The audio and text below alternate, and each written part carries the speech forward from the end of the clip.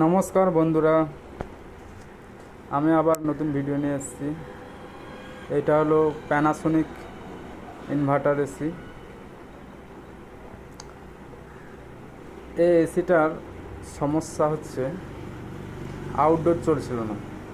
প্রথমে এসে আমরা যেটা দেখেছিলাম আউটডোর চলছিল না। তা কাস্টমার কাছ থেকে জানতে পারলাম যে পাশে বাজ পড়েছিল, বাড়ির পাশেই বাজ পড়েছিল।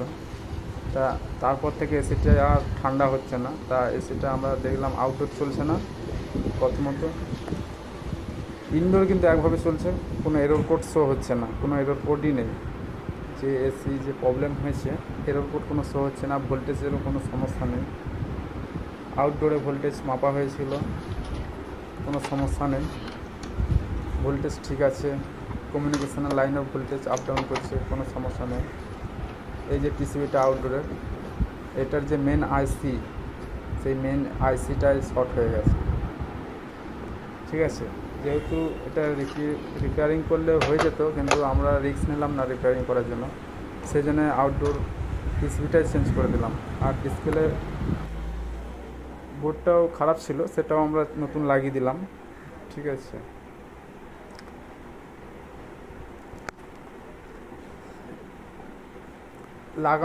লাগানোর পর পিসিবি লাগানোর পর নতুন পিসিবি লাগানোর পর এসিটা কোনো সমস্যা নেই, চলছে।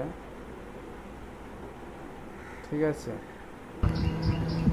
এই যে আউটডোরটাও চলছে, সব ঠিকঠাক আছে। যে বন্ধ হয়ে যাচ্ছে বা চলছে না এরকম সমস্যা নেই, চলছে। ঠিক আছে,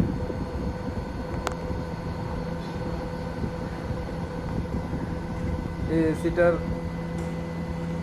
কোনো এরর কোড শো হচ্ছিল না। এটা একটু অবাকের অবাক কাণ্ড। মানে ব্যাপারটা একটু অন্যরকম, যে কোনো এরর কোডই শো হচ্ছে না, কিন্তু এসি চলছে। ইনডোর একভাবে চলছে, আউটডোর চলছে না।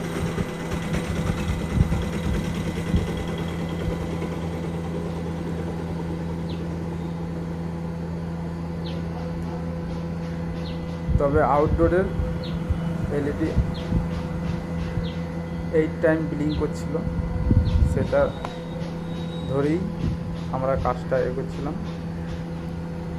ঠিক আছে, যে এসির পিসিবি আউটডোর পিসিবিটাই গন্ডগোল হয়েছে, এরপর চেঞ্জ করলাম, এখন ঠিক ওকে হয়ে গেছে।